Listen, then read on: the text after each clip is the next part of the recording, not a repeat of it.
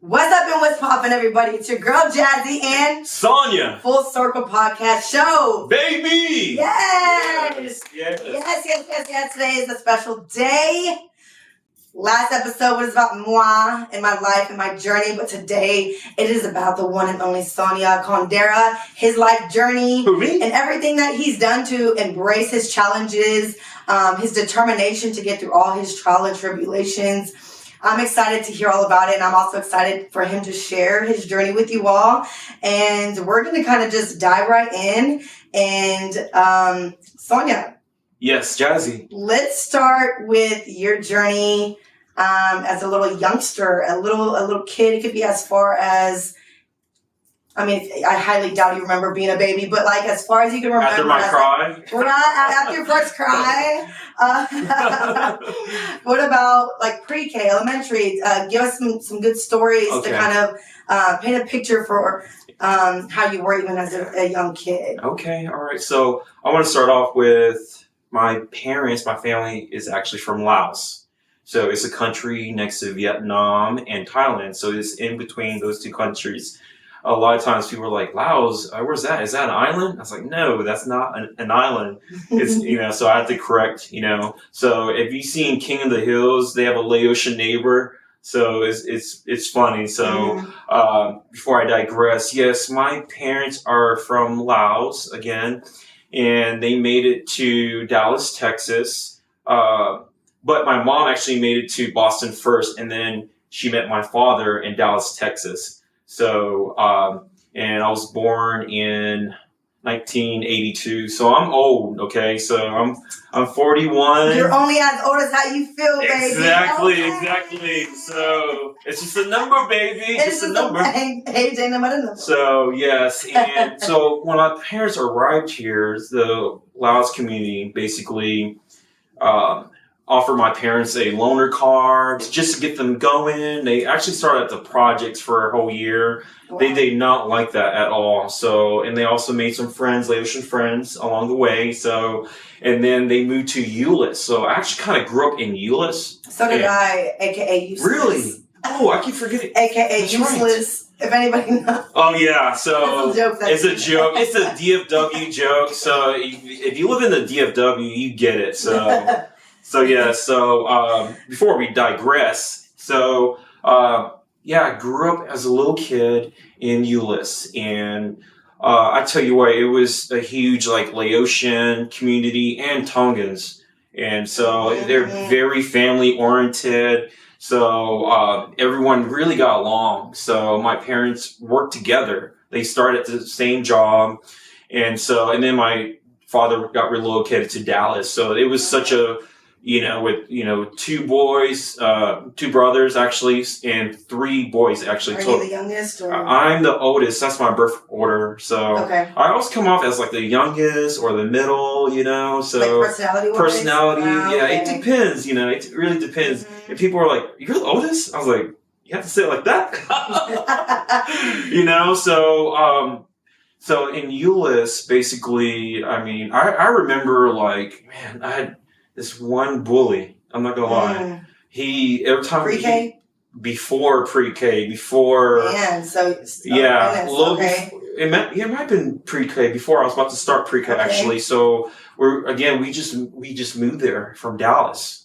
So and the same guy, he would put me in a headlock every day. He would get so excited. I'm like, oh my God, no. He got excited to put you in a headlock every day?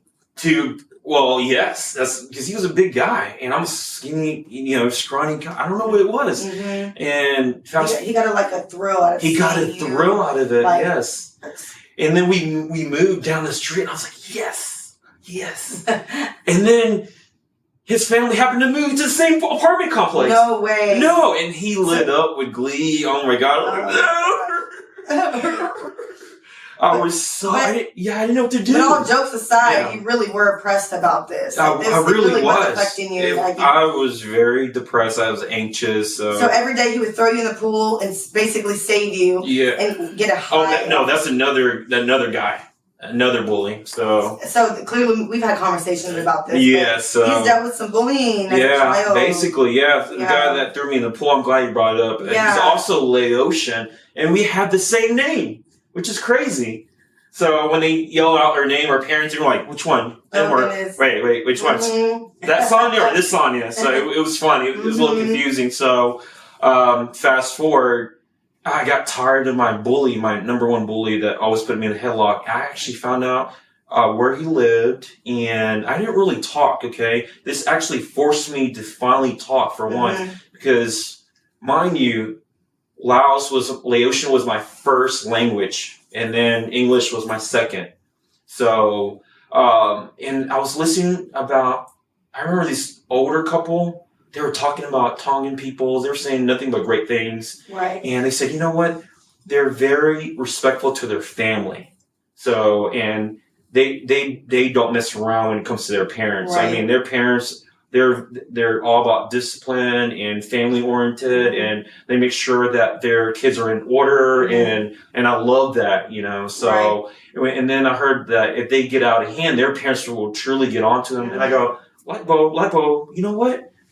I definitely need to go back and see his parents. And one day I camped out. I know this is weird. I was camping out and hiding from him. And then his father was walking around and talking to him. And I go, that's his father right there. I went straight to him and I go, he hit me. He goes, my son hit you? And I said, I shook my head, I guess. He's like, you're a little kid. And I said, he squatted down to me. He goes, are you sure? Are you telling me the truth? Don't lie to me. To handle business. Exactly. And I said yes. And he went and whooped his son in front of me. He's like, you hitting little kids. He's like, no, daddy. That's what he told me. And he's like, tell me the truth. He's like, yes, daddy. And then he was just hitting him. And then finally he turned around. He said, if he gives you trouble, come back to me and talk to me. And so the next day, he saw me again. He was pounding his fist. And I said, I want to tell your daddy. And he goes, no. I mean, he was like, no. He was so frightened. And then from there on out, he just like, I didn't do anything. He would run off. And it's just crazy. So fast forward 8 years later, we came back to Euless and we moved. So, and then we're talking. I'm talking to this random kid, right? And so he seemed pretty sound and mature and smart. And I was like, yeah, I used to live over here a while back. This kid used to bully me, put me in a headlock. And he's like, yeah, there was this Asian kid got me in trouble by my father. He beat the crap out of me. And I go, we turn each other. That's you. It was a small world. Yeah. I didn't know it was him. Isn't that crazy? Wow. He turned out to be a really good guy, you know? Good for him, because that doesn't always happen. Right, that doesn't always happen. Sometimes it's opposite. We carry our childhood trauma and we just project that, you know. Absolutely. So that being said, like through you getting bullied, picked on, it's kind of forced you to step out of your comfort zone in different ways. Yes. You've been able to like kind of build some character within yourself. Exactly. And then you can also kind of learn what not to do, because if you're affected by what they're doing to you, why would you want to project that to somebody else? Exactly. So you quickly learned that those were actions you didn't want to partake in. No. So what about some, like, let's fast forward to like your elementary. I know that's elementary. Okay. Some experiences you had, like maybe with teachers or, you know, some profound things that maybe. Okay. So again, from I know we're moving forward, so I want to back up a little bit. So when we were still in Euless, I actually got in a lot of trouble, and I was still hanging out with the wrong kids. I actually got caught stealing Nintendo. Okay, so it was the same guy with the same name and his buddy, and so basically I would hand them the Nintendo, and they took off. And I was like, "What about me? Why are you leaving me?" And then they called the police, and I basically had to point out where I lived. I got a spanking from my mom, and then later that night I got a spanking from my father. So, you know, back in the days, like, parents were all about discipline. I'm curious. Yes. Because I know what it was like to get my behind beat when I was little. Yes. Was it bare hand? Was it the wooden paddle spanking? Like, was there... All of the above. Okay. Whatever they can grab, whatever. If they don't have nothing to grab. Give me my shoe. Exactly. Give me my flip-flop. Back of my hand. My dad would grab his hat and ninja started towards me. I'm like, no! Trying to dodge it. The belt. We can laugh about that. All jokes aside. No, the belt is a real thing. It's a real thing. Yeah, like all jokes aside, we don't real painful. Yeah. You know, those were the days, though. I mean, things were different, you know, in that generation. So, you know, you can't do that now. I mean, don't get me wrong. I mean, I'm sure some families still maintain that discipline. So, so going back, I got in trouble for stealing my first Nintendo, and I actually smoked my first cigarette, believe it or not, and I'm afraid to admit that. And actually, I didn't like it, you know. And the same guy got me chewing tobacco, and I made a weird face, and I was like, "Oh, this is gross." So actually, I ended up hating it. I did not like it from there on out. It was disgusting. It was disgusting. Which is a good thing. Yeah. You know? Like, you're not supposed to like it. It was actually, it's a good thing. And so when I tell people that, like, are you serious? At 5? You were 5? And I mean, I was such a curious kid. Anything I would touch, it would break. It comes back to me. And I get so much trouble. If my parents said, don't touch it, don't do this, I would do it. I don't know why. I would just. And that's like when I know what that's like whenever someone's like, hey, don't look at me, I'm changing. And you're like, what? Exactly. Like, I remember having friends and like, you do the exact opposite. Hey, don't look over here. Yeah. Watching a movie, you know, with feeling, hey, close your eyes. There's a bad scene that comes on and you're like, you're doing the whole like. Yeah. Well, there's something to it, right? There is. When kids are curious. Yeah. You know, later they become better adults. You know, problem solvers, right? Right. So I don't want to go into that yet. So, so yeah, my dad was really concerned of. Bring it in more. Well, we can crop it. Bring it. Yeah. There you go. Can you hear me now? So basically, my father was really concerned with my behavior, and no matter how much he disciplined me, he talked to his uncle that lived in Irving, and he was like, "Won't you move to Irving? There's no trouble here." Right? And my father was like, "Are you sure?" He was getting his car fixed in Irving.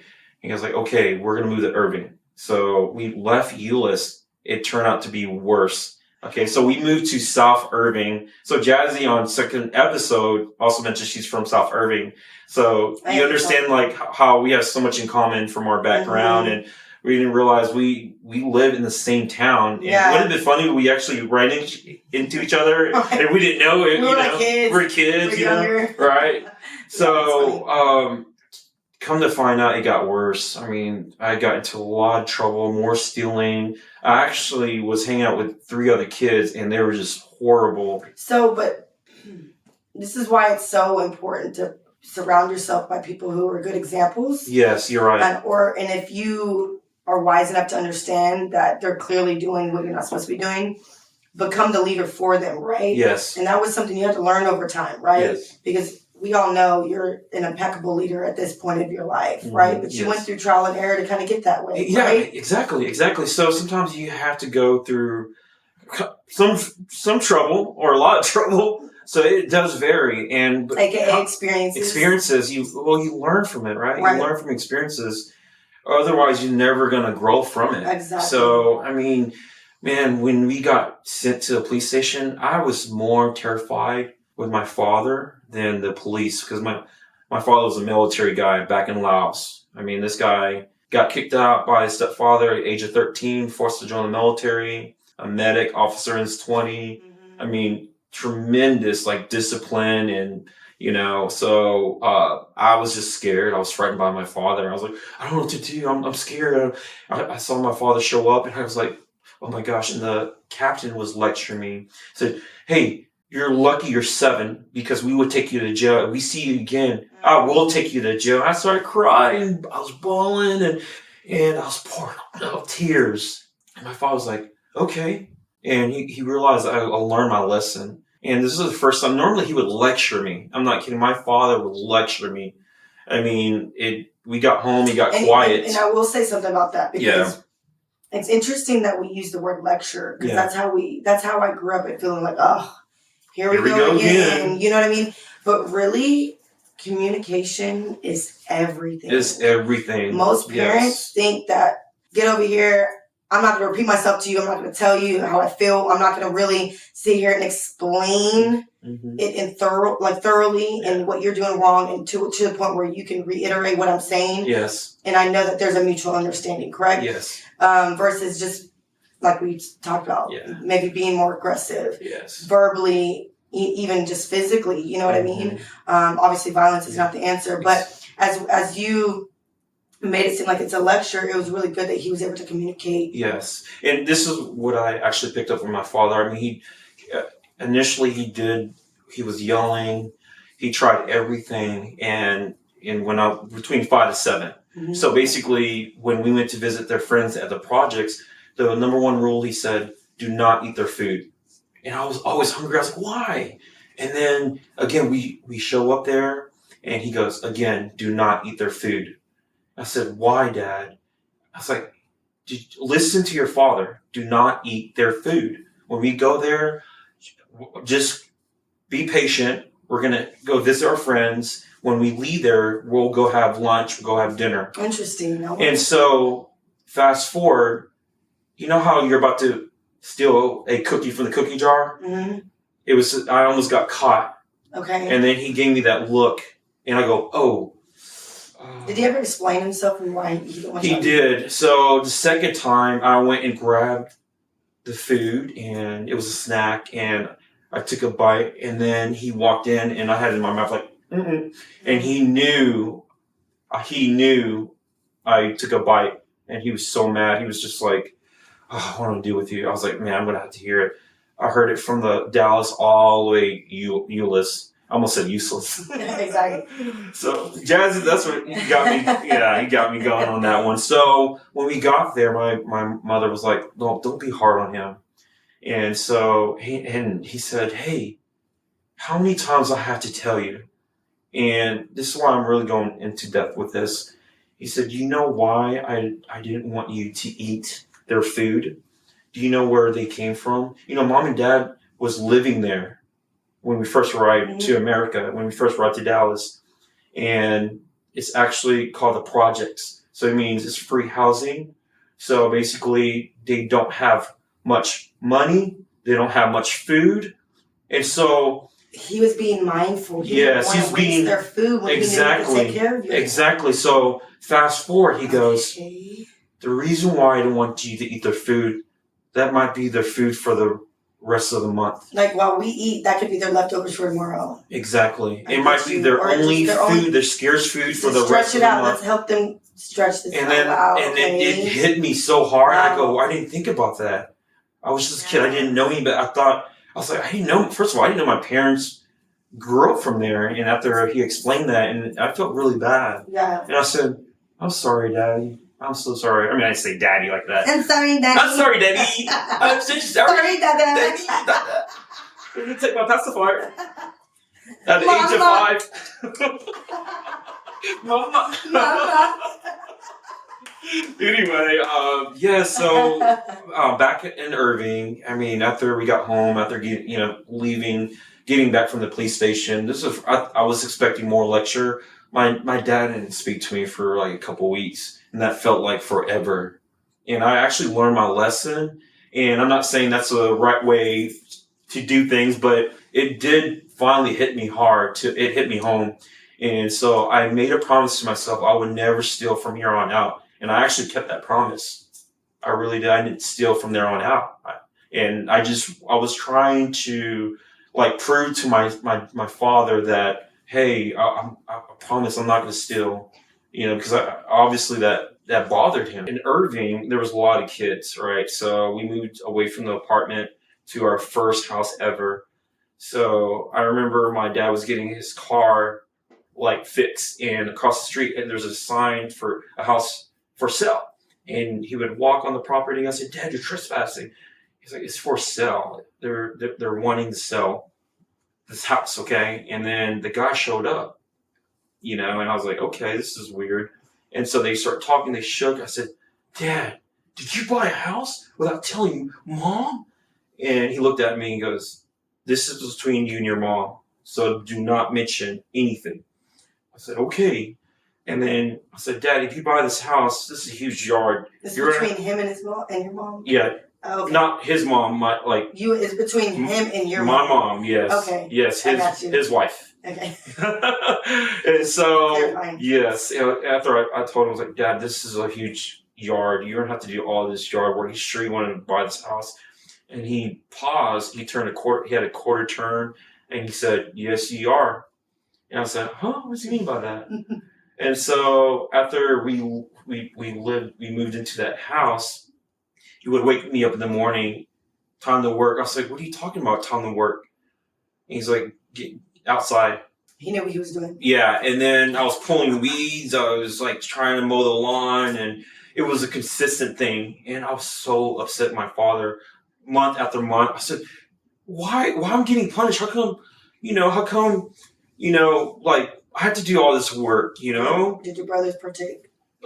Yes, they did. So, but when they were in school and I get back early, I'm the first one to do everything pretty much. So fast forward, after a while, I'll make excuses. I'll actually, would fake that I was sick. Yeah. He caught me later. I was jumping around. He goes, outside. I tell you, boy cried wolf later. I was just about to say. I was actually really sick, and he didn't believe me. I actually started working while I was sick. I said, Dad, I'm really feeling my head. Take my temperature. And he's like, no, I'm not falling for that. And I was like, Mom. And so, Mom, I'm really sick. And then he goes, outside. I was like outside, drenched and fatigued. Was it sunny and hot? It was hot, yeah, and I was working through it. And to be quite honest, I actually started feeling better for some reason. Wow. Just being outside. Vitamin D. The sun, the grass, grounding. Yes. Isn't that crazy? After a while, I was like, man, I actually feel better. I don't feel nauseous. And so, and then, moving along from there on out, it was just a ongoing thing, just really working the yard. I got to a point where my dad just said outside, and I knew what to say, or I knew what to do, basically. It was basically a part of your routine. Yeah, because if I question him, one time I questioned him, and he goes, another hour. I go, what? I said, the next time you go, get down and get 50 push-ups. I was like, this is not the military. I was like, next time 50 push-ups. I was telling him, yeah, exactly. I was like, Dad, this is not the military. We're not in Laos. We're in America. He's like, you gonna learn today. Yeah, you gonna learn today. So you know what? There's something to that. So I'll mention that later. Right. So before I digress, and the neighborhood kids, let me tell you this about the neighborhood kids. They had kids playing football and all that, and I want to be part of that. And when they would pick me, I was slow. I could not keep up with the kids. They would never pass me the ball, and when they do, I would drop it. Again, I was not athletic at all. Even my was it just your ability, or was it your physical strength? Everything. I was not strong. I was slow. I had low self-esteem. So I didn't know what to do. I didn't know the game. And then this side kind of was more started to get interested in sports and stuff. Exactly. So it took till second grade. We had a brochure from Irving's Boys Football Association. It's shortened for IBFA, or what you say IBFA. Mm-hmm. So I got excited. I go, it's free? And then I would call, and they said, hey, we need to speak to your parents. And I said, my parents can't speak English. So I had to translate, okay, why do you want to play football? I said, I don't know how to play football, and I'm willing to do whatever it takes to get really good. And I told him that. He goes, you know what? I'm actually a coach. I'll put you on our team. It's called the Raiders. It's not the real Raiders, by the way. We had minor league and major. So I started at the minor league at that, and then when I was trying to promote this to my parents and persuade them into getting me into football, they're like, first of all, is it free? Yes. Do we have to pay anything? Just a little bit. Just the equipment and pads and mouthpiece. That's it. And cleats. And then they're like, how much is that going to run? After he says between 100 to 120. So I went down 100. I said, $100. And they're like, no, we don't have that kind of money. And I said, Mom, Dad, I want to play. I really want to play. I don't know how to play football. I want this so bad. I promise you, I want to get really good at this. Mm-hmm. And they were like, no. We said we don't have the money, Sanya. We're saving our money for other things right now. So we're barely making it, okay? And so we're working every day. I said, okay, rather you have me on the streets or keep me active playing football. And they looked at each other like, well, step out real quick. And basically, I come back and they're like, you know what? We're going to actually give you a chance. And so, and I was like, yes. That worked. Pretty much it did work. So, and man, it was so hard at practice and I was intimidated. All these kids were like running past me and they were running circles basically. Here I am really slow and just really fragile, and it was very intimidating. And I was thinking, these kids have been playing football since 3, Mm-hmm. And so, and mind you, Texas is basically football is a religion when it comes to football in Texas. Mm-hmm. So, and I remember when the ball was kicking off to us, right? And I'm looking around, La La Land, Kongdara, look for the ball, it's coming your way. So my buddy and my team caught the ball, and I tackled my own teammate. All the kids were laughing at me on the team. The parents were laughing. My dad got in his car, took off, and I looked at him like, are you coming back?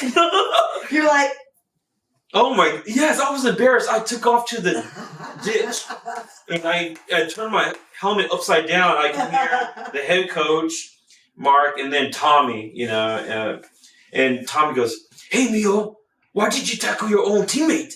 And I was like, I don't know. It's like, Sonya, take that hat off of you. And so, or the helmet. Yeah. And I said to them, oh, I don't know the game of football. That's why I'm here. I don't know anything about football. And they're like, oh. And then so he whispered in the ear. And so, and basically ran back and told, I can hear Tommy go, hey, this is his first time playing football. He doesn't know any better. This is his first time, guys. Do not laugh at Sonya. Okay, or y'all gonna run, and you two parents, y'all gonna run too, and they're laughing, and so I get back, and they're, they were really cool, to be quite honest. And I remember I was a short kid, and these two kids were half my size. They knocked me on my tail, and Coach Tommy was like, "Hey, you need to be aggressive." Be aggressive. Be aggressive. So I was like, I don't want to do that. And so he basically said, think of something that makes you mad and then put it into action. Visualize that. About all those bullies. Yeah, everything was coming in visually. It's all coming together. And then I can feel the anger coming back. That pent up emotion. I was like, you know what? I got a 3-point stance. He blew the whistle. I knocked that kid on his butt. And he goes, that's what I'm talking about, again and again. And so I got a 3-point stand. And they give you like adrenaline. Adrenaline. He blew the whistle. I knocked him in his butt. It was crazy. And so that's when it clicked. I gained my confidence that that's how you do it. I can do it. And so it just started from there. And did that start, like, you building that confidence, did that lead to, like, fights? Like, what was your journey with fights? Like, so, not yet. So, okay. I would have to say I led up to my promise. I worked really hard. I knew that, again, those kids started way early. I had to prove to them, you don't get your nickname until you get really good. And then when I got my nickname, they called me Dragon Man. And then they later called me Dragon. Is that because you have hot breath? Pretty much. I don't know, it's the Asian thing, and, so, excuse me. Speaking of hot breath, can we get some water? Yeah, let's get some water in here, so. Hands on. So, yeah, I mean, it was such a great honor, and so I was pretty much really good, and the whole town was just rooting for me. They saw a future that I'll go play pro or college. Everyone's so my potential, even my coaches and even the team was like, man, he's good. He's catching up. Dragon's catching up. He's not dragging anymore. Right. He's not dragging his butt anymore. You know, so talking about fights, my first fight was actually in 5th grade, and we were actually playing football during recess. We had a substitute teacher. My adrenaline, again, I got there, the ball went in between my classmate's legs. I actually kneed him in the face. And then later, he taps me and then punches me in the face. And I didn't know why. I said, what's going on? And we're just going at it. I don't know how to fight. He probably thought, my adrenaline kicking. He probably thought you intentionally did that. He thought so exactly. Like, I'm gonna get you back, type of thing. Pretty much, he thought it was typical guy. It was an accident. And so look, I don't know how to fight, and all I know is a headlock. I had a mean headlock. He actually turned blue. My best friend at the time, Tony, was like, "Son, let him go. You're gonna kill him. He's turning blue." And I let him go. And he punched me again. I go, I'm not gonna let him go this time. And all the guys piled on top of me. That's how much anger I had built up. Right. And then Tony goes, you better run because he's not gonna let you go this time. Right. He took off. So we got in trouble. Fast forward, we were in the principal's office. They called our parents. Our parents showed up. My dad was mad because he had to get out of work for this, and same with the other parent. And so when we got home, he said, who started it? How it happened, and then who won the fight. I was like, what? I was like, it was an accident. I told him what I just explained, and I said, well, it was kind of a tie. He goes, what do you mean? I was like, well, Dad, I don't know how to fight. I put him in a headlock, and my friend said, I almost killed him because he turned blue. And he goes, what? I was like, Dad, I don't know how to fight. He goes, out in 5 minutes.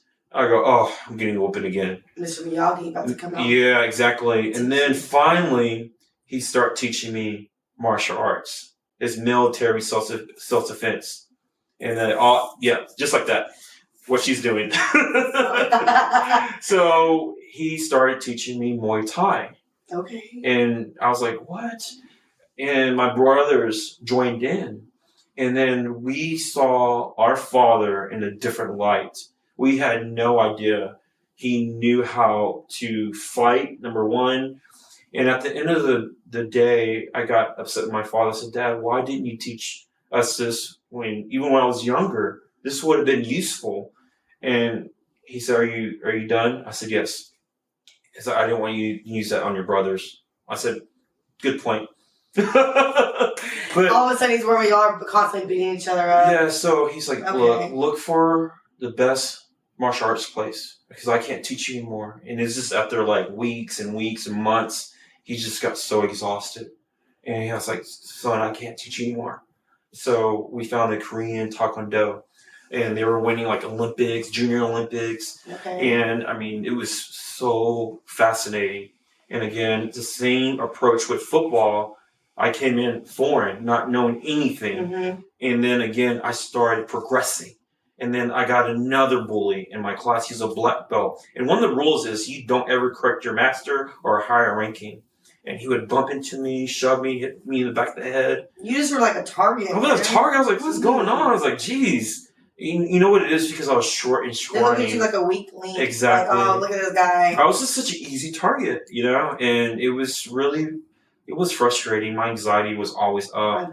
I had trouble concentrating in school. Mm-hmm. It was just, anyway. And with me, I'm always trying to find a solution. You ever notice that? Like, I always trying to find a solution, even when I was a kid. So I finally said, you know what? I'm not going to let him do this to me. And he raised his hand another day. And then I ducked, I grabbed him, and I tripped him, threw him to the ground. We got up in the standing position, and the assistant master came in and said, what's going on? You in the office, Sanya. You in the corner. And so I explained to him, he's been bullying me, and I can't take this anymore. He's like, he's a higher ranking. You cannot mess with their higher ranking. You know the rules. I said, sorry. And I was like, I can't help it. Right. And I was like, okay, I want to talk to him. And I was praying, I hope he's honest, tells the truth. He actually told the truth. He admits that he's been bullying me. And he came back. Yeah, and he told the parents. He actually got he got whooped by both his parents. And so, and then accountability for his wrong in doing. Yeah, so the instructor said, look, the reason why he's bullying you because you're catching up, you're advancing, and he's intimidated by you. And I was like, really? Just over that? And it's like, yes, Sanya, keep doing what you do. You're doing a good job. However, if anything happens, come to your master, come talk to us. If anyone bullies you, you don't do that from here on out, okay? I said, yes, sir. So it was just crazy. So we've talked a lot. So like, there was an experience I would love for you to share with our audience about an experience where you broke a brick. Okay, you're right. Okay. I forgot about that story. My accountability right here, accountability partner, Jazzy. So basically, this is what happened. Middle school, 6th grade, the gangs became relevant.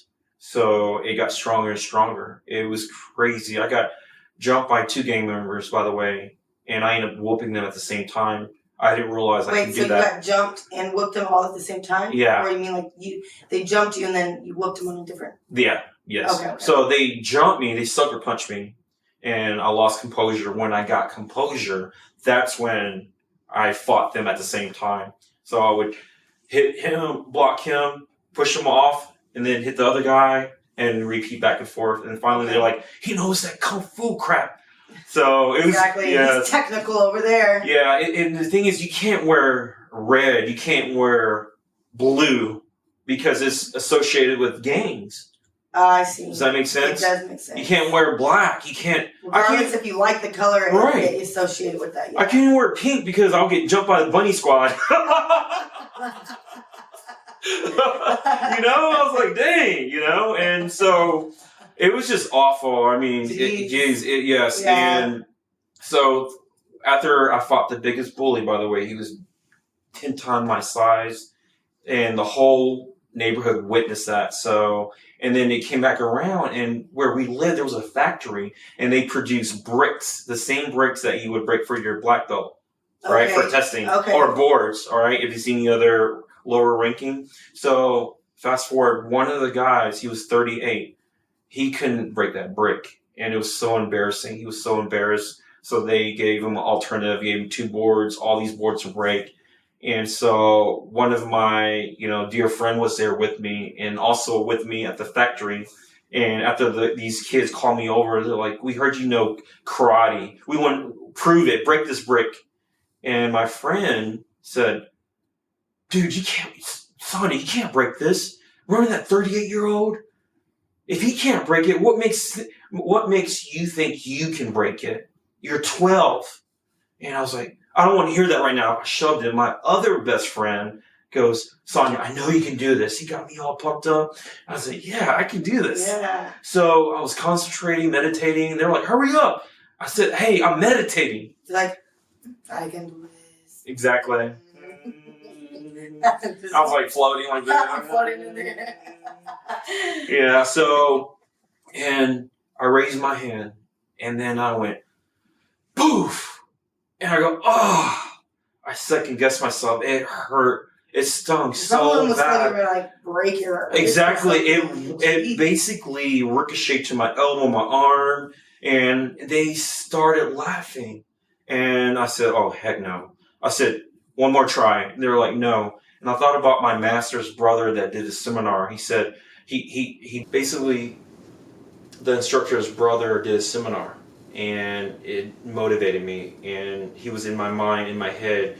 He's like, you can do it, follow through it, execute it. And I was repeating after my head. And then finally, Si se puede, you can do it, you can do it. I don't know better. Jazzy, I tell you, hey, cheerleader right here, Never. In spirit, right? In spirit. So, exactly. I raised my hand, and then finally, it went through that brick, and my eyes lit up. After the first round? After the second round. Or is that the first round? After that first round, okay, you hurt yourself. yes. After the first round. You know what I mean, right? You guys, you know what I mean. No, so we're technically both right. Okay, yes. Right, technically both right. So I broke the brick finally, and I was ecstatic, to be quite honest. And I go, no way. And so my other friend, like his eyes got up, like lit up, and he was shocked. And then the 38-year-olds over there. My best friend was like, "That's my boy, yeah, that's what I'm talking about." I knew you could do it. I knew I could do you. So it stuck with me throughout the day and the rest of the night. I couldn't sleep. I was looking outside the stars and outside the window, the moon beaming over my face, and I was thinking to myself, how did I do it? And he was right. That 38-year-old couldn't break it, and I'm 12.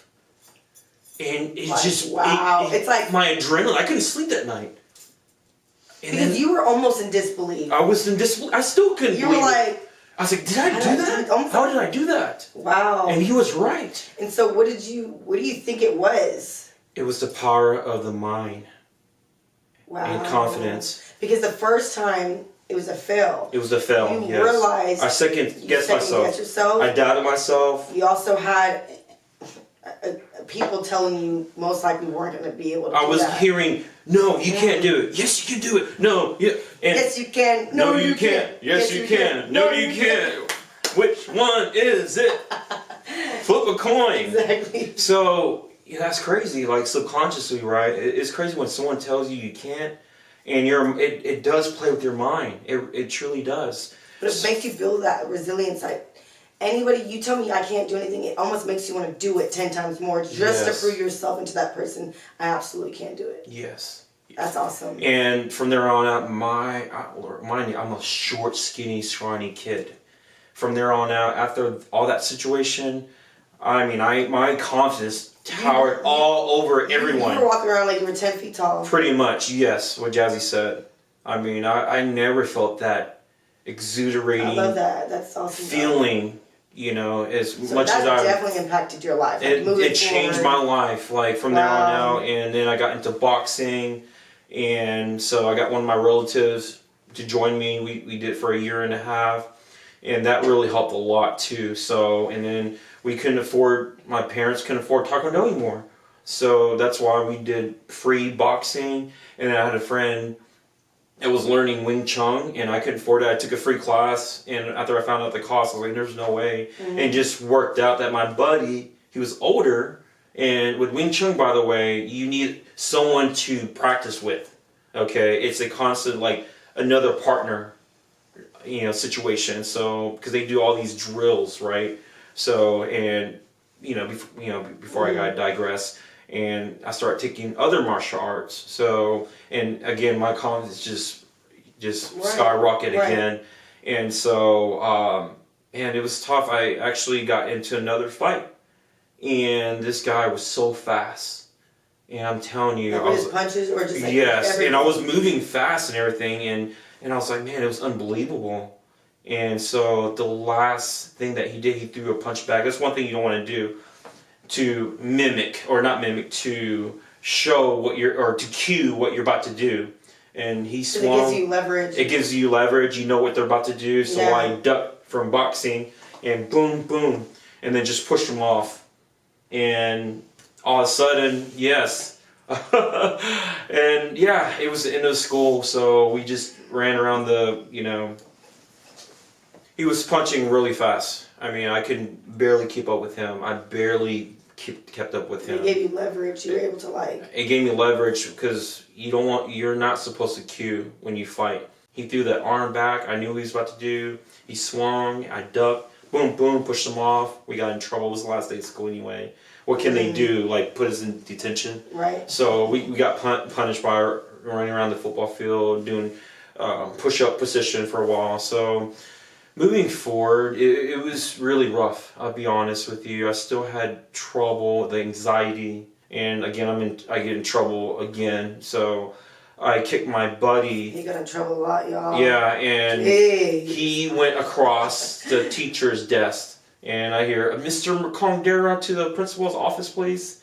Oh, not again. So this is like 3 times. So yeah, I've got a lot of trouble, but it was not intentional. It was just happened. Wrong place, wrong time situation. So I remember 8th grade, one of my buddies, Gary, wanted to apologize. He said, hey, I want to apologize to you. I was like, why?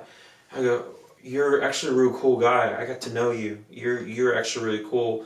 And I just want to say sorry. I was like, sorry about what? I was like, and he goes, no. Okay, I judged you. I thought you were like this mean, like tough kid. And I said, I am tough. Yeah. I was like, and you're like, mean? He's like, yeah, you look mean. Have you seen your yearbook? And I was like, yeah, you're right. I do look mean. I look mad. You walk around like a pit bull. Exactly. And like, who wants to mess with me? Come on. Yeah. And so, yeah, I get Gary. You were good. And thank you, by the way, for apologizing. I mean, I don't, we're good. And so, again, later that night, I was thinking, man, he's right. And I was thinking to myself, like, I do look mad. I want to change that. I didn't know what to do. Again, I can just based on what you said, Yeah. like, you weren't always that way. You almost felt like you had to. Yeah. Because you always got picked on. Exactly. So you walk around like... It was a defense mechanism. Absolutely. And a lot of people do that too, by the way. Mm-hmm. Yeah. We're guarded. We're in the fence. We're always trying to protect. Right. It's that survival mode, basically. So, and I wanted to find a solution because I don't want to be known as that mad kid. And by the way, this is not the first time I heard this. I heard again from another person. And so I went back to the library. I spent my whole entire, from 5th grade all the way to 8th grade at the Irving Public Library. And I actually found personal development. And I started reading all these books with Tony Robbins, Brian Tracy. Oh, we love them. Jim Rohn, the whole guru, the whole works. Whole works. And that changed my life, to be quite honest. And it mentioned something about how do you want to be? What do you want to be perceived as? What can you do to change now? Blah, blah, blah. And so at the end of 8th grade, I'm about to go into high school. I said, you know what? I'm going to work on smiling more. I want to have better energy. I want to be friendlier. I got to get out of my comfort zone. Love it. And so, I got into like summer program working. It was amazing. So getting out of your comfort zone, let's talk about dance. Dance. Oh, yes. Because everybody knows it. Well, oh my gosh. Let me not speak for everybody. He can dance. He can get down and jiggy with it. He can get down and jiggy with it. Just a little bit. Just a little bit. Just a little. So walk us in that journey. So y'all started from my friend earlier, Scotty, and he actually caught me doing a move, and I watched. And no, not the stanky leg move. Yeah, exactly. Not that move. So I did a little move, and he was like, "What are you doing? Do that again." I said, "No, I was just messing around." He said, "No, do that again." So I did it. He goes, "I didn't know how you. I didn't know you can dance. Since when?" I said, "I've been dancing, just not out here." I would watch like Michael Jackson, MC Hammer, Vanilla Ice. Yes, ow! Exactly, just like that. So. My son loves him, sorry. Yeah, no, who doesn't love MJ? Michael? Come on. Oh my God, the king of pop. He's a king of all kings. Yes, I mean he paved the way for the whole everything. Don't make me get up here and do the moonwalk in Exactly. my freaking heels. Exactly. Well, not my heels, my dress shoes. There we go. So he set me up. Basically, he played a record of Billie Jean's. The record where you just put it on the, spinny thingy and just I starts. love those. Yes. Old school. I want Old one, school. just It was scratch. Yes. So I actually tried to be a DJ for one. Stop that, young man. So he set me up. I said, "No, I'm not going to dance in front of your mom and her best friend." And they're like, "Come on, Sanya." And then finally, boom, I start dancing. They just rooted. They lit up. They root me on just the way like, "Hey, draw me that Ninja Turtle, that Batman." And I was like, you know what? Or your friend telling you, "Hey, you can hit that. You can do You have this." those people that have really impacted you. Yes, exactly. And Give you the extra push. when I didn't really believe in myself, someone else did. And so, basically, I just started dancing a little bit more. And break dancing came in 6th grade. I was like, oh my gosh, I should have stuck with it. I did it for a little bit, and then I took a break. And then I kicked myself in the rear. I said, I should have been consistent with it. Should have, could have, yeah. So I had an ultimate plan. I said, you know what? I'll spend almost a year practicing that again. And then I'll start breakdancing. And someone caught me breakdancing in the gym by myself. And he goes, "Bro, You could do that? How come you never jump in the circle, the battle circle? Oh, the battle circle. Yes. Whenever I was like, no, I'm just messing around. I was like, no, you need to do that. He was trying to encourage me. I said, no, I'm waiting. Why do you want to wait? What are you waiting for? What are you waiting for? So there was another circle, a battle, right? Later that week, he pulls me in. And I said, no, I'm not ready. And he goes, no, come on, you are ready. You're good, Sanya. I said, no. He said, come on. And I shoved him. You know, so I just come. But like, I'm not going to do that. Yeah. Did you end up doing it?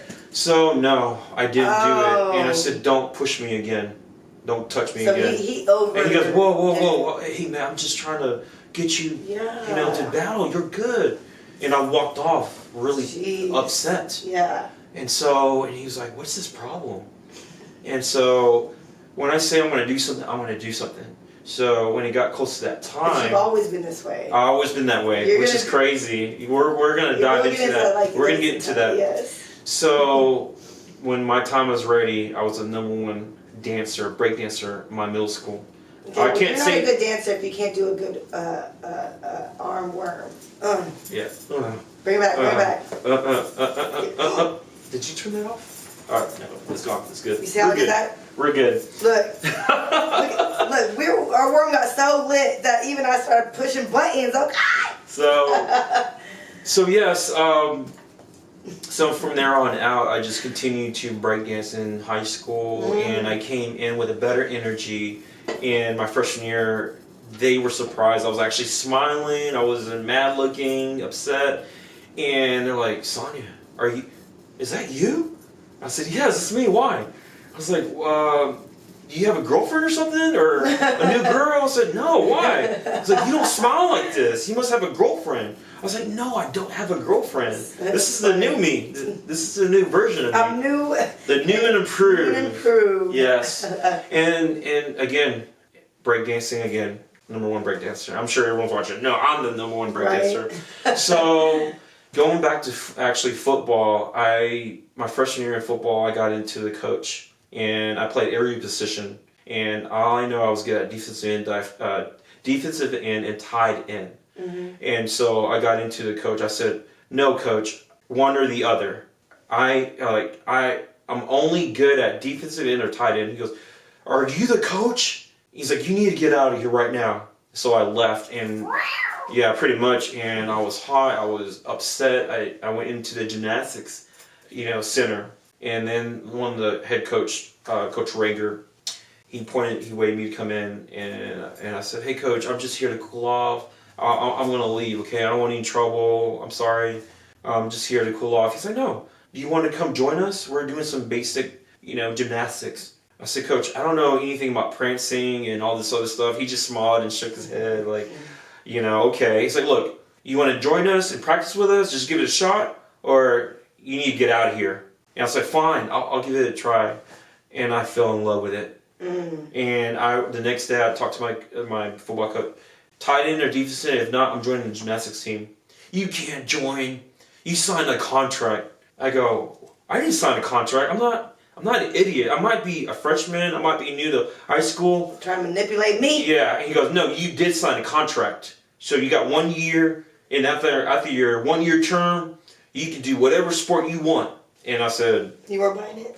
I was like, I walked off. I go, "Did I sign a contract?"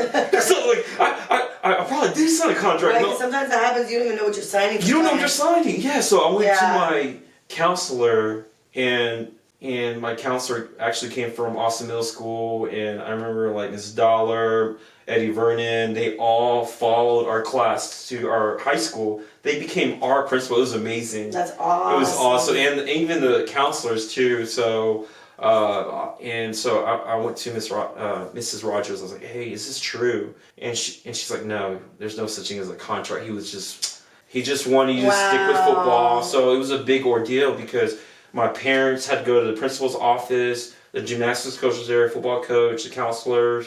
They said, "You got to pick one thing. You can't do it all in life. You can't do it all." I go, "Really?" I was like, because I'm an independent thinker, and I was like, in my head, I was like, I've been doing it all. So they were like, "You got to pick one," and they were all praying that I pick football because they know how far I came along, mediocre to elite, and they see a future that because they saw the potential. The potential that I could go pro, right? You know, go to NFL or college. And so, I mean, it was their dream, but it wasn't my dream. Oh my goodness! It was the hardest thing ever when I said, you know what, I'm gonna give gymnastics a chance. And it got quiet. I felt like I was in a courtroom. I know what getting sentenced, you know, and it was so awkward. Well, you were following your heart, and it's hard, man.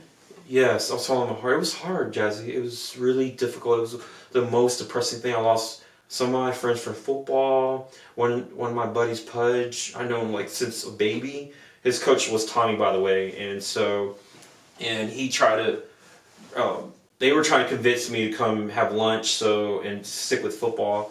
And so he's like, "Look, man, you come a long way. You need to stick to football, Sanya. Like, I don't know about this gymnastics thing, but you need to stick to football." And I said, "I can't do it." People are scared of change. Exactly. Man, and you know what he told me? He goes, "You know what? If you're gonna quit football, you better be a badass gymnast. You better prove us how good you are in gymnastics." Yeah. And he actually motivated me, you know. And I was, you know what? I'll show y'all. Right. I worked really hard. And you use that as fuel. Exactly. And to be quite honest, I go, man, this is a challenge, but it's worth it. During lunch, I would skip lunch, go to the gymnastics, and just practice on a pommel horse and tumbling everything. And then a year later, you know, starting, I fractured my ankle. And I tried walking on it later. I thought it was just a sprain, and I ended up breaking it in half. My orthopedic said, "You want the good news or bad news?" I said, "The bad news." He said, you did a really bad number. Like you broke the growth plate and the vital blood vessels. You know, basically he said, "You're not gonna grow anymore. You're gonna be the same height." I said, "What's the good news then?" He goes, "Well, you'll be able to get back and do your sports and activity." Yeah. And I said, "Oh, okay." And he looked at me and he goes, "You know what? You're a good height." So I wouldn't worry about that. Yeah. And so I continue on. And I was in crutches. We had a big talent show that I promised all the break dancers, all the dancers from high school that I would join in. They put me towards the end. And I broke the news. I said, "Guys, I can't do it." Like, "Why?" I said, "My crutches, my boot." And they were so disappointed. They were upset. And I remember, like, I finally took my boot out, and it was tough on me. I think I was a people pleaser, you know. So basically, I decided to show up to the talent show, and I waited till all the dancers got almost basically close to the end, and then last minute, I started gliding with my crutches. No. And then I threw it to the side. I did flares. What? So that's like using your upper body without touching. Because I was about to say, hey, like you must. They do that in gymnastics, yes. Wow. Yeah, so basically you swing your legs out and you're holding your whole upper body going in circles 360. That's awesome. And then I go into a windmill where you're on the floor, your legs are kicking. I'm not using my... You're not feeling no pressure? No pressure. Probably on some antibiotics. No, I was on adrenaline. There you go. It was in a box too, so yes, adrenaline. So, and then the next day I was like, "Oh, that's so cool." And then I had others like, "Oh, you're faking it." And I was like, "Okay." There's always that one person. Yeah, no, it was more than one. And they're like, "No, you're faking it. You're faking it. No one can." I was like, "Oh my gosh, this is crazy." Right. It's like, oh, whatever. So moving on. You know, after that, I just got in a high. So, and then fast forward, gymnastics. I started progressing on gymnastics, and it was I had to say this: gymnastics was the hardest sport of all the sports I've done. So, I mean, it requires a lot of time, a lot of effort. I mean, you're using every part of your body, like your whole entire, it's just like dancers. Your upper, your lower part of your body, your core has to keep you intact. So you were in shape. Yeah. So I had to say I wasn't that great in the beginning because everything was lower body. So I had to build my upper body strength. Right. And so it was just amazing. We were always sore, and I remember I would massage the gymnasts, all the females, all the girls, and later I go, "Wait a minute, I need one too," and I would get on to like, "Hey, where's my massages? I always get y'all massages," and so they would 6 or 7 of them would massage me at the same time, and all the guys I used to play football at the window, I hate you, I hate. They're going crazy, and I was just smiling, yeah, that's right. And so one of the gymnasts, Wendy, she was like, "You should be a masseuse." A masseuse. So that's an inside joke. Yes, inside joke. So the correct term is massage therapist. I always say masseuse. For Yes. those, that's why I'm always like masseuse. He's like, that's not how you say it. No, I didn't say it like that. I'm just joking. It was on the second episode, by the way. So Yeah. accountability. So basically, I said, "There's no way I could be a masseuse." I was like, "Don't you have to talk? I'm shy. I can't be." I just want to do office work. That was my goal. Like I wanted to be, like doing something with computers, and she was like, "You talk in massage?" I was like, "Don't you have to do consultation?" I'm like, "I'm scared. I don't like talking to people. This is high school." So anyway, fast forward. I was worried about, scholarships. There's no way. Academically, I was not there, guys. I had A's in like PE and art. And that was about it. Everything else was like C's, and I barely made it. It was challenging for me. I was not academically inclined. So, my parents were like, "Are you going to get a scholarship?" I was like, "No, I'm not sure. I'm working at it." And so I remember I would vent to my friend Rachel. She was a cheerleader. I was still a gymnast. And then she gave me this idea that male cheerleaders get scholarships. And I said, "Really? Interesting." I was like, "I don't know. Hey, I'm Rachel. I'm shy, so." Because cheerleading and gymnastics they intertwine with each other very much. Yeah, pretty much. Okay. Yes, and in a different way, and similar in terms of tumbling, somewhat. They have different style of twists and form. Gymnastics is all about perfect form and posture, everything. Not to say cheerleading is not about form. They work on form too. So I don't want to discredit the cheer world. So moving along,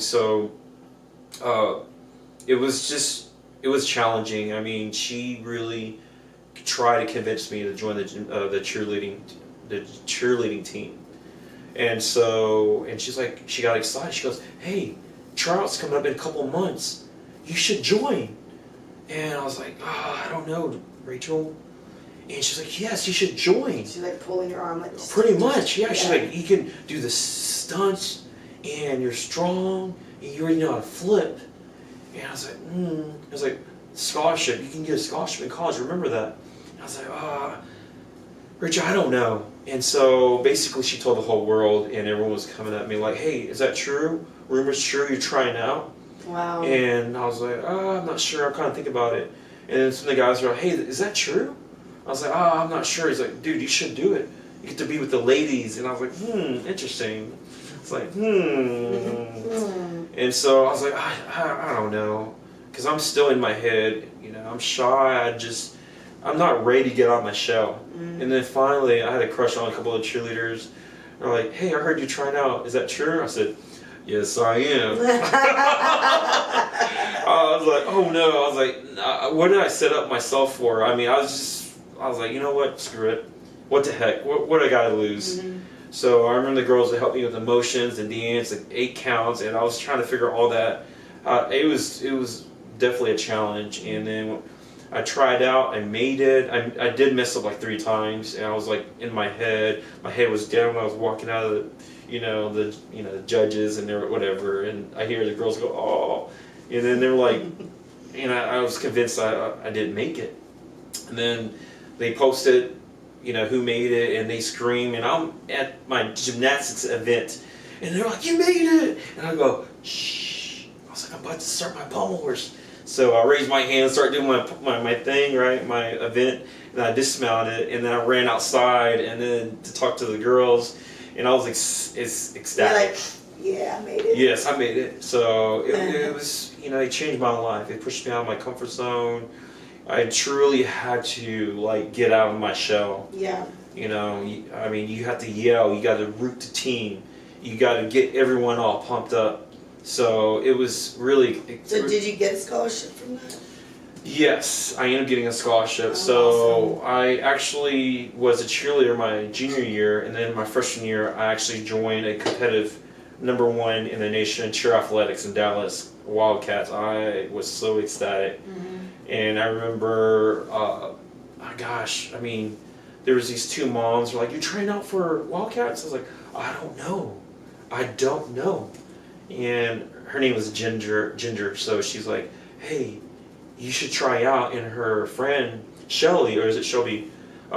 Forgive me, guys. It's been a minute. So they were like, "Hey, you should try out. We need more guys. They need more guys. You can do it." Because of them, they encouraged me. I was so scared. I was this close to not trying out because I didn't think I was good enough. They are the top best in the nation, top notch. And you're thinking I'm thinking to myself, like, there's no way I can make it. I'm not that good. And so I gave it a shot. And the coach goes, "You're Sanya? I heard about you. Your coach mentioned about you trying out." And I go, "Oh, Miss Jackson, I love you. Thank you." So I tried out and made it. So fast forward, I ended up getting a scholarship in East Texas at Trinity Valley Community College. And what a great honor. They're on Netflix on a documentary called Cheer, the first 2 seasons. I'm very honored. So we're going to have to bring them on our episode. Yes, in the future, we're going to bring them on hopefully, I mean, that's the goal, right? And it would be such a great honor to bring the team on here. So represent, yes. And so my parents were so excited. I mean, they were proud of me for that scholarship. So that's amazing. So after getting a scholarship, moving along from cheerleading, which was great. Yes. Thank you for sharing that. Like, what did you do for work? Like, what was what did you compassion be passionate about? When I was in cheerleading, I didn't, we didn't have time to work. We couldn't work. That was it was part of it was full-time cheer, academics. Wow. I actually lost my scholarship the first year. My father was not happy about that. So I ended up working with him at the warehouse, and I hated it. We had to get up like 5:30, 8 a.m. And it was not fun. After the end of the summer, he was trying to prove a point. He goes, "Do you want to do this for the rest of your life?" I said, "No, Dad." I was like, "I don't know how you do it." Right. And he goes, "You need to stay focused. The way that you train and practice for gymnastics, cheerleading, martial arts, you need to do the same with your books, with your studying." I was like, "Dad, it's really hard." No excuses. Do whatever it takes. Stop partying. Lock your door.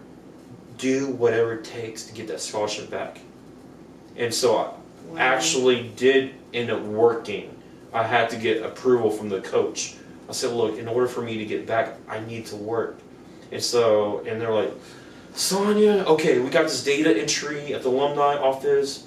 You can work with them." And I did. And we were, of course, my parents helped me out too. Right. So, and it was rough, And so I worked really hard, and I actually made a 3.6. I don't ever go past a 3. I go, "This is not mine. This is an error. This is a mistake." I'm looking at my yes. I was like, whoa, that's all I had to do. Was just basically stay focused. I stopped partying. I locked myself. It was a lot of temptation. I mean, it just goes way back to everything you've already mentioned. Like, it just seems like the chain of events of things that you've experienced, where you're realizing the same thing over and over in different ages and different experiences in life. Yes, exactly. It's like a repeat, basically. Almost like it all comes back full circle, though. Yes, it comes back full circle. Absolutely. Right. So after getting my scholarship back, my freshman year we were rookies. So, and my sophomore year, you had to lead the team, and I was the worst leader. And there was another girl just like me. Sorry, I didn't mean to call her. She knows who I am, or she knows who she is. And anyway, I had a long weekend, and I came back to the school, and my name was on the roster to basically lead the team for the week. I was not happy about that. And then the other girl, she's just like me. We don't know how to lead a team, and we can hear it from the distance, like, "Oh, Sanya, oh man, he's leading the team." Because I didn't know how to lead. And so no one wouldn't listen. And then finally I go, "Everyone shut the bleep." Blank, blank, blank. And they start laughing because I don't ever cuss. I didn't curse, and they thought it was funny. I said, everyone, I said, tapes rolling. That's part of our thing. We get everyone doing something, an activity. And I said, tapes rolling. Everyone, we're going to run 10 bleachers, and then we're going to go outside and do 15 heels. And you had to do it with them, right? Yes, we had to do it. It was accountability. So you're kicking your own ass. Pretty much, because the team before us, they would just watch us. We came in 3rd place, by the way. So it goes to show that the whole team, if someone messes up, the whole team gets punished. And so, or discipline. Or together. Exactly. And so they would test me again. And then I finally said, you know what? We're doing 15 bleachers, 20 heels. And they're like, no way. Yes, way. And so fast forward, and then it just clicked. And I said, guys, I know I'm not a leader. I know, like, that's not my nature, you know? So basically, I said, look, I'll do whatever it takes to punish everyone. If that means that we have to run every day, just to gain this respect. Mm-hmm. And then later, I remember Kevin already, he was a natural leader. I'm telling you, this guy was amazing. Built for it. And I'm not kidding. He was everyone respected Kevin. They call him Kevin Already. And so, and it was hard for me to gain respect from him. And so, I mean, he would give me a hard time. And it's not because he was trying to, like, bully me. He wasn't bullying me. It's just, he saw my potential that I can do more. Mm-hmm. And he wanted everyone to succeed. And the more I start talking, leading, I remember we had to get together, and he heard me talk finally. And I don't ever talk, and I start going to my philosophy and my experiences I mentioned on here. And then he was hearing me, and then he said, "Hey, can I talk to you real quick?" I said, "What's up, Kev?" And he said, "Won't you talk like that at practice?" And I was like, "What do you mean?" He's like, "Dude, you have so much knowledge. Why don't you ever utilize that and practice? They need to hear that." I said, "Really? I guess." He's like, "No, son, you need to do that." And so I listened to him. I started implementing that just slowly. And it made a difference. It made a huge difference. That's amazing. I remember one time I said to the whole team at the end, when we break and we're done, and we end it with a conclusion and, almost like a silver lining kind of situation. Right. So I said, "Hey guys, remember, the more you do, the more you can do." Mm-hmm. And everyone was like, "Oh, wow." And then Greg from New Jersey was like, "Did you get that from a fortune cookie?" And everyone started laughing. And to be quite honest, I did. I go, "How'd you know?" It's like, "Did you catch me reading it earlier at lunch?" He goes, "Oh, he's for real." And the whole team went crazy, cracking up. So I really did get it from a fortune cookie. I did not make this up. That's hilarious. And I swear that he watched me. He caught me reading, but he was actually joking, and I was actually for real. Yeah. And he's like, and then it dawned to him that I actually did get it from a fortune cookie. Right. It was funny. So that did actually stick with me. And that does ring true. Like, the more you do, the more you can do. Absolutely. So well said. Absolutely. So one of the biggest setback that I had was I separated my shoulder. And it set me back. I did my own rehab. I started reading books on rehab. Got my first massage ever, and it actually helped my range of motion. And I remember my first massage therapist was irritated because I asked her a million questions, like, "What can I do to get better? How can I strengthen the shoulder?" She was irritated by me, and she's like, "Hey." She probably didn't even have all the answers. No, she's like, "Can you be quiet? This is your session. You need to relax." And I go, "Oh," it got really awkward. And I go, "Okay." I feel awkward to hear that. And then finally she said, "You know what? I'll give you some exercise or something, stretches after the session." I was like, "Fine, cool." And then I had almost full range of motion. It felt amazing. The blood flow. There was something to it. Right. With massage. Technique. Yes. And I went back. I saw her again last time. And then I started talking to my teammate from Florida, Terry. I said, "Hey, what do you want to do?" He was like my suite mate in the dormitory. We shared the same restroom, basically. And I said, "Hey, what do you want to do in life?" He goes, "I want to be a massage therapist." "Really? I'm kind of looking into being a masseuse." And he goes, "It's massage therapist." He's an always correct everybody. So you see where it's coming from. You see how it's coming full circle. So, and it really heightened my idea of, going. It was actually my dream, wanting to be a massage therapist. I know it sounds silly. So I was not good in math, science. And so I just was convinced that there's no way I could go to massage school because I know you have to learn anatomy. And when we had a competition in Florida, I met a friend and she said that she also wanted to be a massage therapist, like her grandma. I go, no way. And I was like, okay. So I felt like it was a calling. Does that make sense? Okay. Yes. And I asked my buddy Terry, he was like, I just want to reaffirm, why do you want to be a massage therapist? He goes, you know what? I want to help people feel better. I want to heal people. And that's when it clicked. I said, me too. I knew I wanted to be in the health care or health field, wellness, and help people. And you just don't put your finger on it yet. Yes, exactly. And I got recruited to Sam Houston State University.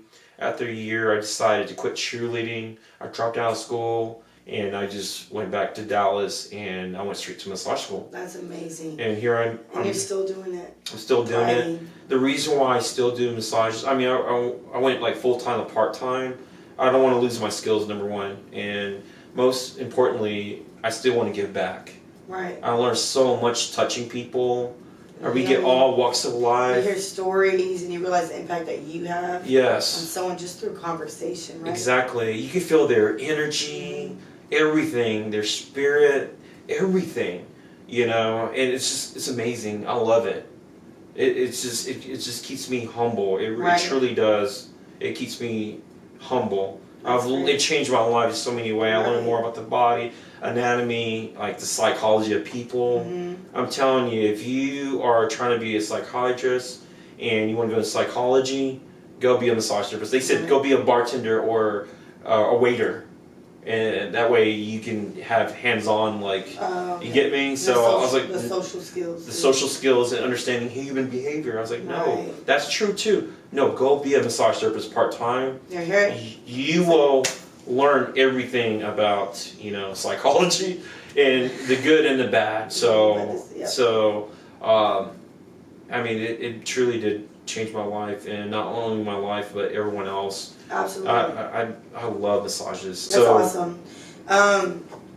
So the impact that it had on your life and everyone else around you, it's amazing that you're still doing that, honestly. Yes. So let's move forward. Okay. And you mentioned a few things about your mom and dad towards the beginning. But let's hear more about your father. Like, tell us. So my father, basically, in my 20s, I actually ended up moving back after my father stressed to me that his post-traumatic stress disorder came back, and my mom was not feeling good, and I was actually in EMT school, and that was really hard, trying to balance massage, EMT school. My goal was to be a firefighter.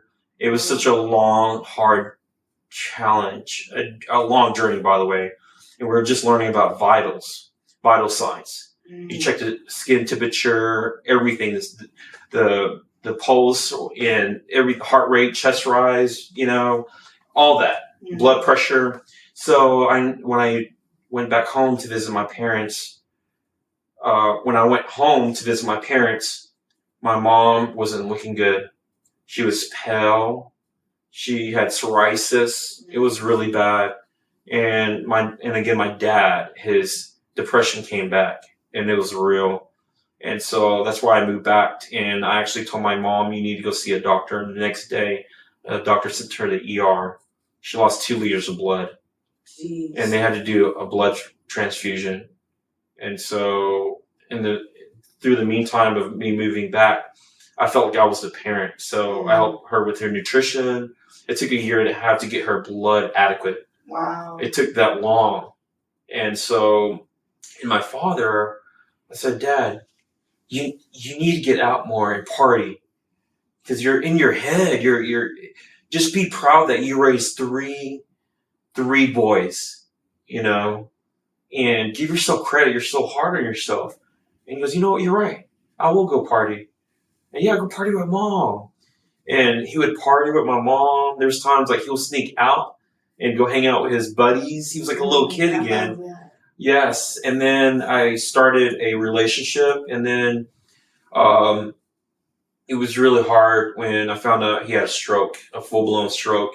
and he passed away. That was really difficult. Man. I was going through so much, like, grieving with my work. Everyone was like, "What's wrong with you? You used to be all cheery." And I was like, "Well, I lost my dad, you know." And then someone said, "Oh, you'll get over it."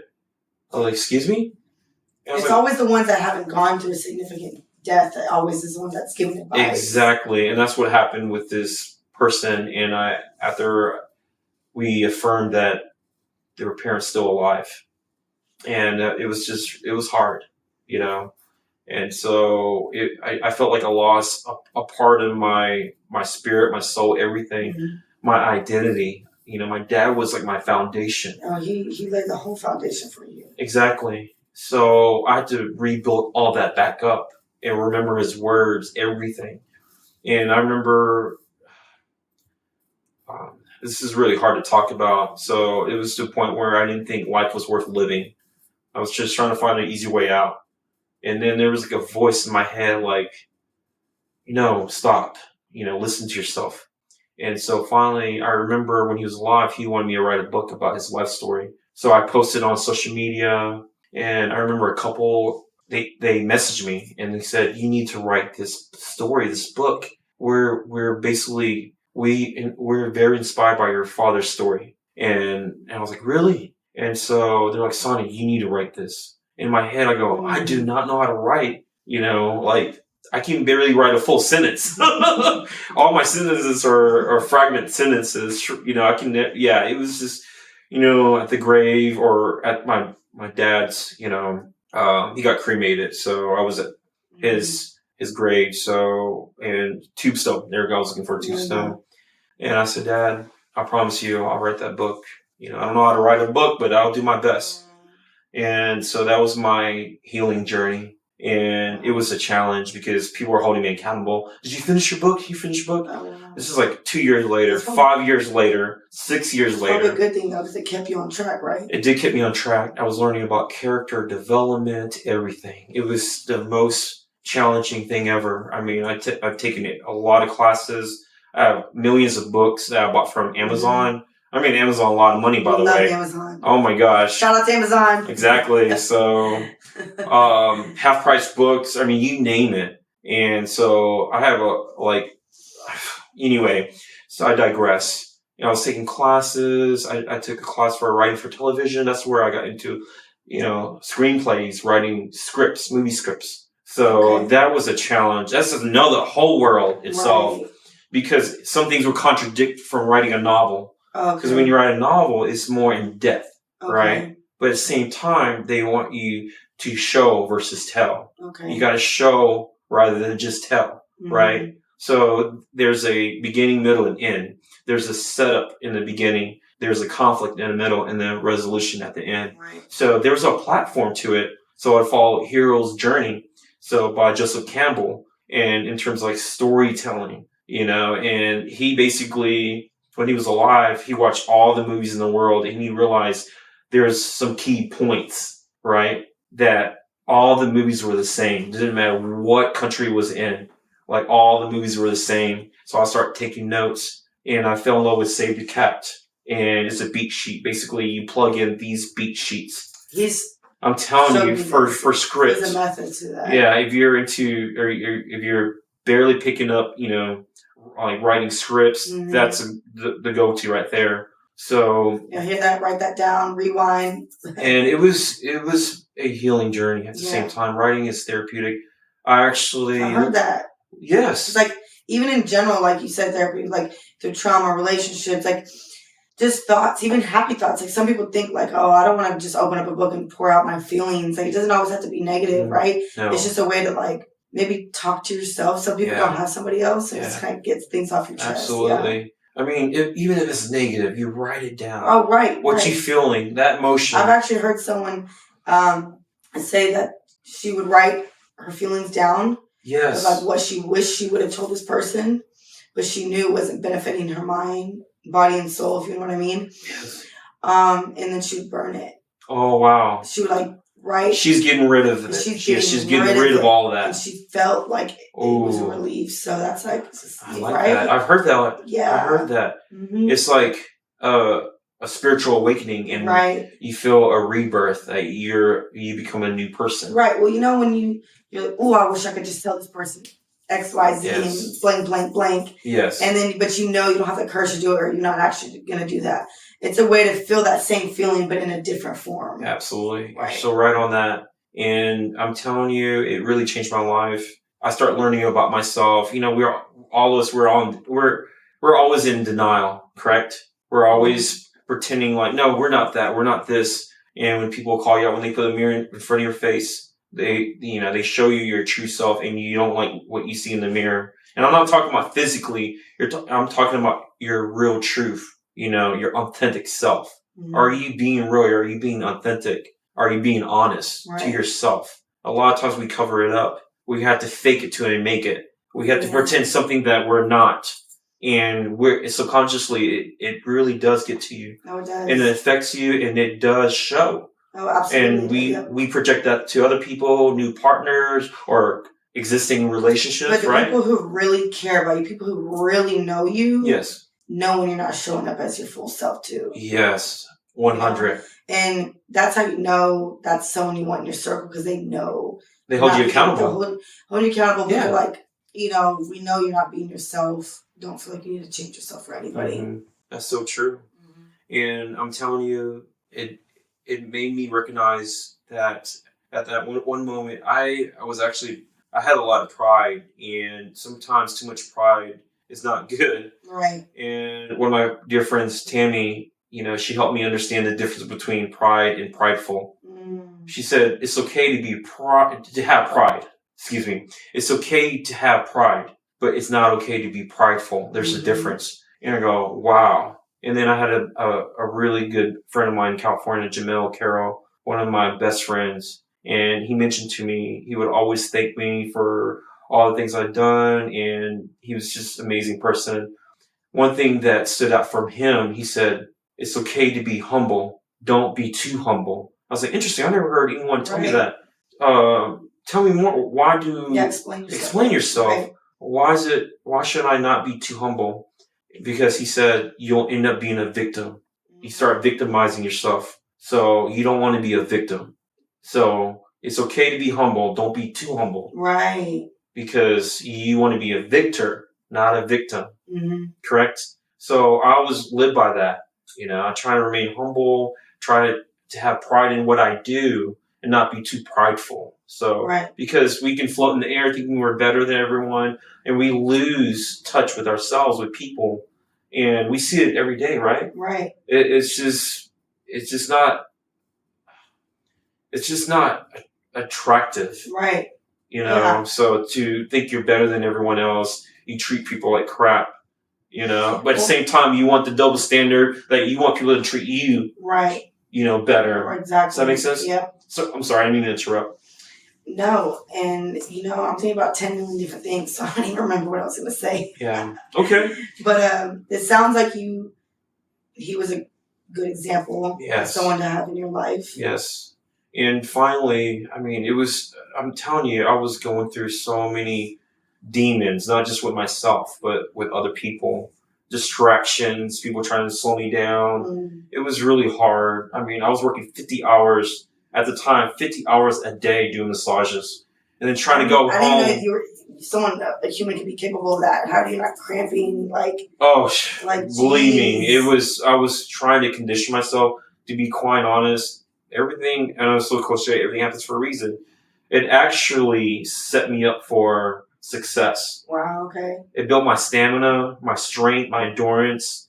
Don't get me wrong, I was not always at my peak. Right. And in wintertime, I had this seasonal depression. I hit to rock bottom. Jazzy seen me. I'm like, where's that sun? Yeah, exactly. Hey, what's the forecast this week? Yes, I'm fighting. I'm mustering every energy. My immune system is low. I'm not sick, but I'm fighting just to stay up, stay erect.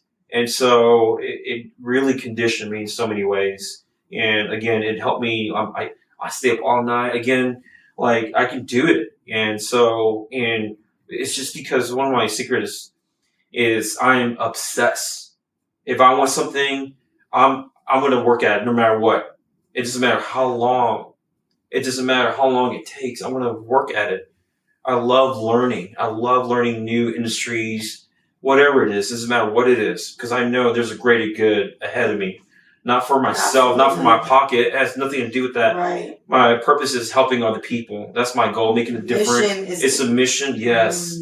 It's to help other people, so that are struggling. And I want to be there and take them under my wing, because I look back, I didn't have much help, And I really think Jamel, he really had my back. He was my boss. Shout out to Jamel. Shout out to You're Jamel. A real one. Yes, you are. I mean, he had my back. Love that. I remember at one point, everyone was turning against me. It was like a world against Sanya, and I was beaten down, grieving, number one. Mm-hmm. People knew I lost my father, and they were trying to hit me while I'm already beaten up. It was like kicking a dick, while I'm down, and I'm like, what? Man, people can be cruel. It's so crazy. And they just didn't want to see me win or succeed or establish my goals. What have you always said? You're like, why are people even in competition with each other in the first place? Oh, exactly. Literally, yes. If we would all thrive if we worked together, men. Exactly. Men, yes. And not feeling like, oh, I'm better than you. I gotta bulk up and show you and this and that. And women with women, like, oh, I look better than you. I gotta outdo Everything's each other. A competition. When really we could all utilize each other, support each other. Exactly. And Jazzy. lean on each other. Yes. And we are all gonna just shoot for the stars and thrive. And it's like, it does become frustrating sometimes. It is frustrating. Because you can't make someone see that. You can only hope that they can open their eyes and see that, dude, like, I'm not in competition with you, bro. Like, or, you know what I mean? Like, I'm just trying to help you. You help me, and we're both winning. Like, Yeah. You hit it on now, Jazzy. I mean, one of the things that I've learned that I've taken with me all my life, even since I started sports, what I alluded earlier, one thing I've learned was I never compete with other people. I always compete with myself. Love that. Here's the reason why. When I compete with myself, I'm holding myself accountable. Right. What can I do better for tomorrow? Or what can I do today? Today, the present is what matters the most. Exactly. People focus too much on tomorrow, and we're not promised tomorrow. Exactly. And they're so in the future, stressed about the past. You get anxiety. You can't do anything about that. No, you can't. You have no control. What you can do is not go and do the same thing that you're sitting there thinking about constantly. Yeah, you get in your head. Exactly. And then when you get in your head, now when it comes to opposite, when you're competing with other people, now this is what you're doing. You're like, oh, how does she do it? Or what's he doing? No, oh, this company's doing it this way now. Now we gotta match our company the same energy. Right. Now we need to start giving discounts. Mm-hmm. Now we need to start. I mean, that's all people do is basically compare, and that's not good. You're competing, comparing. You're putting all that energy, all that vested energy into watching what someone else is doing and how they're doing it and mimicking them, and then fast forward, all you're doing, you're hurting yourself. You're putting all that energy into something it's just pointless. Right. Where's that going to get you? Where's that going to get you? You can revert that back into yourself. Mm-hmm. Forget about what other people's doing, like what everyone's doing. Just forget about it. Right. And focus on that journey. Every small step. It's a stepping stone. It's a stepping stone. So how do you take something that's so complex that we run away from? You take one bite at a time, right? Right. How do you take a big bite of an elephant or small bite, right? I'm mixing things up. So, yeah, basically. So basically what I'm trying to say is when it's complex, you want to take one bite at a time, like take one piece at a time and focus on that piece. And this just goes for, like, we can even get as far as, like, anybody, like an athlete or freaking, we were talking about Michael, Jackson. I'm just giving an example of, like, they didn't just wake up and they're just, like, on their, like, they weren't capable of doing everything that they endured through their whole journey. Practice. Like, practice a million times over and over It's repetition. Again. Repetition is everything. It's what I said earlier. The more you do, the more you can do. Mm. And that's real. That's true. So if you're sitting back not doing anything and then you're putting all that energy into somebody else, you're just doing a disservice, really.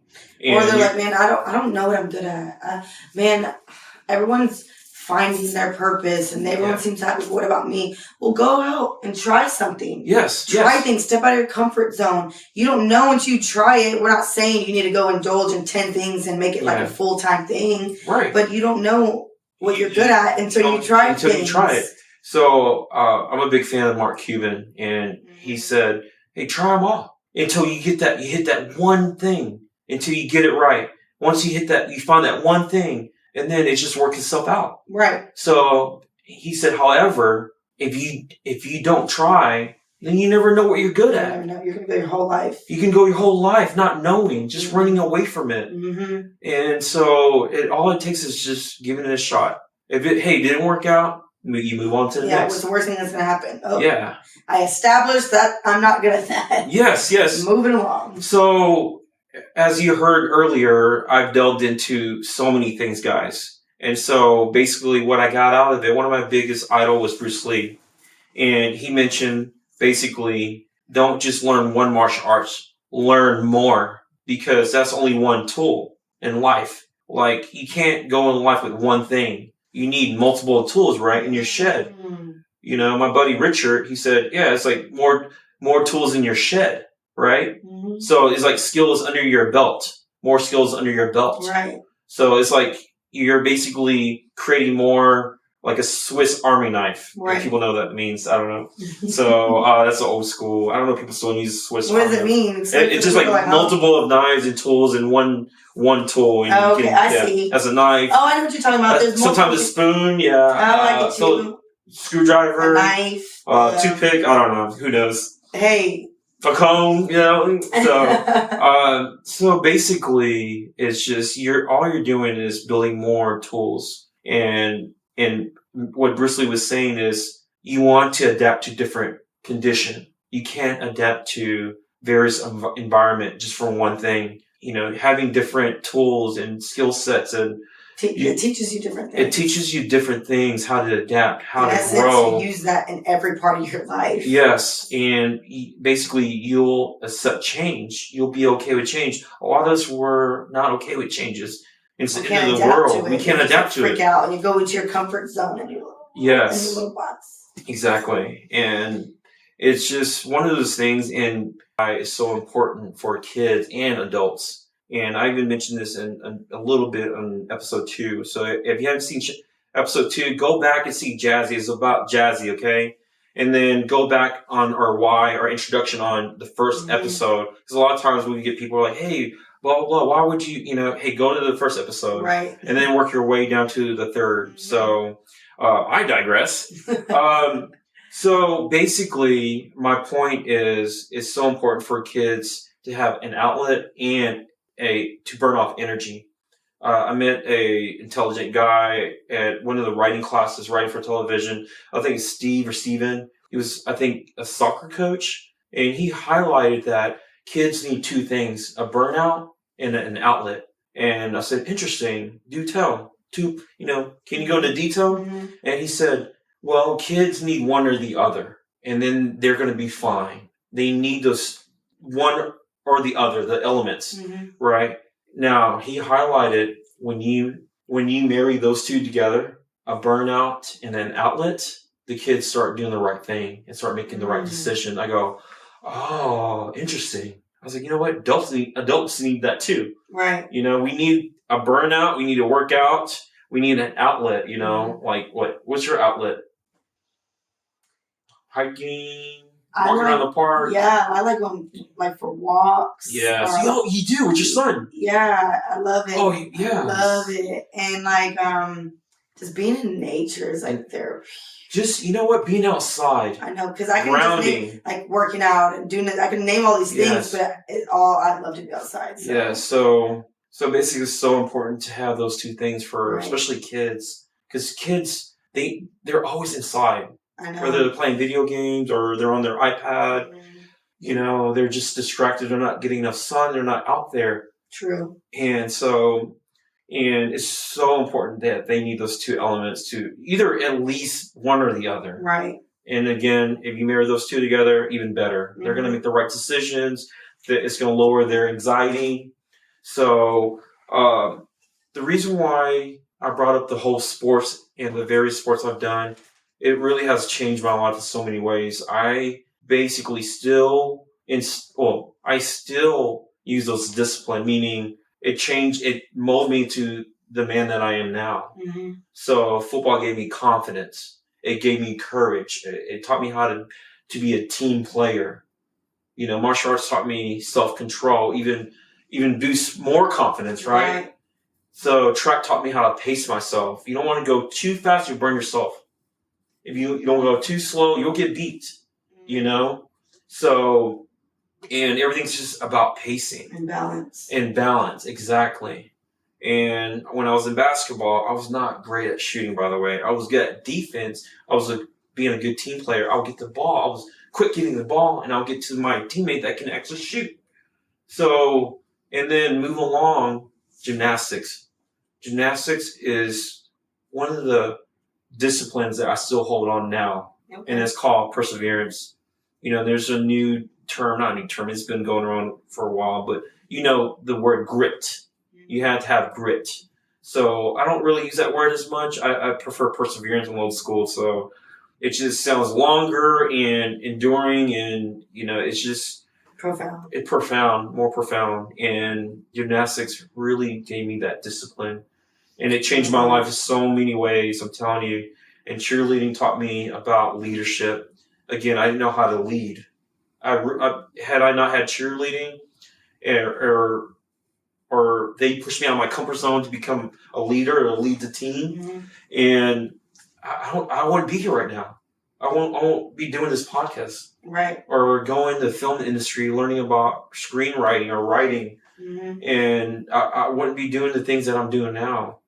Because of cheerleading, because of what I was put through the test. Speaking of that, you just made me think of something. Did you end up writing a book?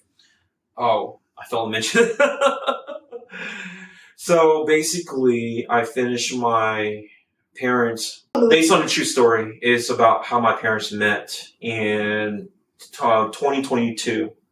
And oh my gosh, that was rough. That was a rough year for me, like anyone else. A lot of distraction. I tried my best to get some alone time to finish this. It was really hard.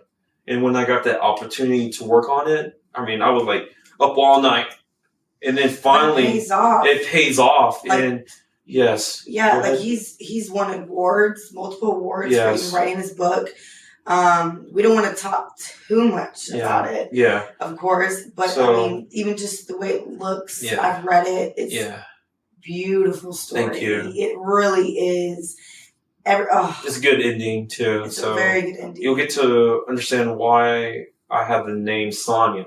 So it means something in Laos, in Laotian, and that's one of the main stories that my parents basically, that was their dream. That was their promise, basically, to do what it takes to come over to the U.S. It was my father's dream to always want to come to the U.S. And with my mother, she already had that dream. Right. She such an amazing woman. When she says she's going to do something, she's going to do it. She's going to do it. And it was really hard on my father because my father had a lot of distraction. So I feel like I'm living through my father and my mother in a way. Does that make sense? And so I'm like, oh, wow, this is crazy. Well, not to say, go ahead. I know your mom's very proud. I know she's skeptical at first. 21 questions. Oh, yes. But she sees the vision. She's seen how far you've come, the effort and the work that it took to make this a reality. Oh, my gosh. I know your father's looking down. He's so proud of you, man. Yes. Like, the person that you've become, the things you've accomplished, you kept your word. You talk about your mom keeps her word. You mentioned that your dad's grave. You let him know, I'm going to write this book about your life, and you did that. Absolutely. You know what I mean? You should be proud of yourself for that. Yeah, thank you. It was so many challenges. Trying to balance work 50 hours a week, and then people holding you accountable, people losing faith in you, people believing that even your closest people, no matter who they are, they just, you're just talk. You're just talk. It was really hard. It was the most challenging thing ever in my whole life. To overcome. So, and I had many setbacks even with my mother. My mother did not want me to write the book. She was I was like, why? And then finally during COVID, 2020, I had a lot of time with my mother, a lot of time with her. She was going through some health problems, and I was taking her to all types of doctors within a month. And finally, we watched a documentary about Laos, and she would say, "Oh yeah, this is what happened. This is what your father went through. Your father went to blah blah blah." And I go, "What?" I was like, "Mom, that's what I need to hear." So I would take some notes, and I finally sat down with my mother. I said, "Hey, Mom, I really need to finish this." And she's like, "Son, I don't want you to write this story." I said, "Why?" I said, I was like, "Dad, when Dad was alive, he wanted this."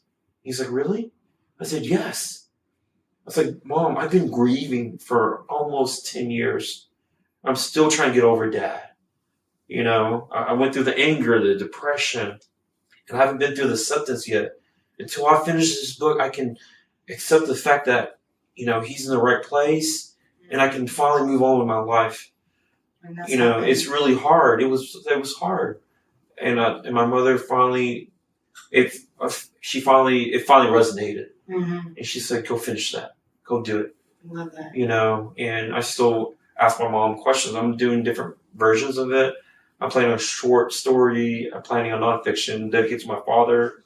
And in the future, I'm planning to do my mother's version. Love it. So, like adult, for young adults, basically. Yeah. So she is proud when she saw the process, everything. She even posted up one of my awards that I won, my first award I won in New York Film Festival.